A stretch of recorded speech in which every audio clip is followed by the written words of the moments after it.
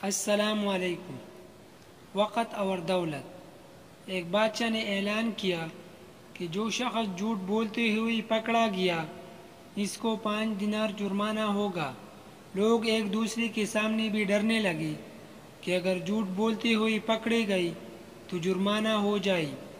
ادھر بادشاہ اور وزیر بیس بدل کر شہر میں گھومنے لگے۔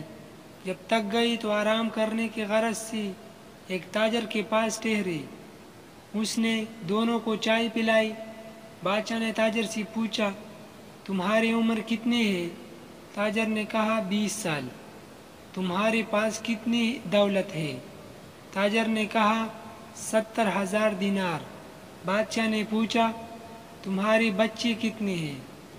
تاجر نے جواب دیا، 1۔ واپس آ کر انہوں نے سرکاری دفتر میں تاجر کی کوائف اور جائیداد کی پڑتال کی تو اس کے بیان سے مختلف تھی۔ بادشاہ نے تاجر کو دربار میں طلب کیا اور وہی 3 سوالات دہرائی۔ تاجر نے وہی جوابات دی۔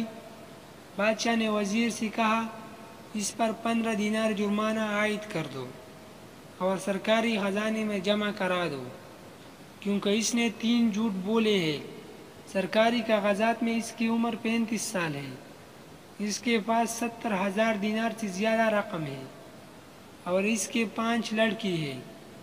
تاجر نے کہا، زندگی کی 20 سال ہی نیکی اور ایمانداری سے گزرے ہیں، اسی کو میں اپنی عمر سمجھتا ہوں، اور زندگی میں 70,000 دینار میں نے ایک مسجد کی تعمیر میں خرچ کی ہے، اس کو اپنی دولت سمجھتا ہوں، اور 4 بچے نالائق اور بد اخلاق ہیں، ایک بچہ اچھا ہے، اسی کو میں اپنا بچہ سمجھتا ہوں۔ یہ سن کر بادشاہ نے جرمانے کا حکم واپس لے لیا اور تاجر سے کہا، ہم تمہاری جواب سے خوش ہوئے ہیں۔ وقت وہی شمار کرنے کے لائق ہے جو نیک کاموں میں گزر جائے۔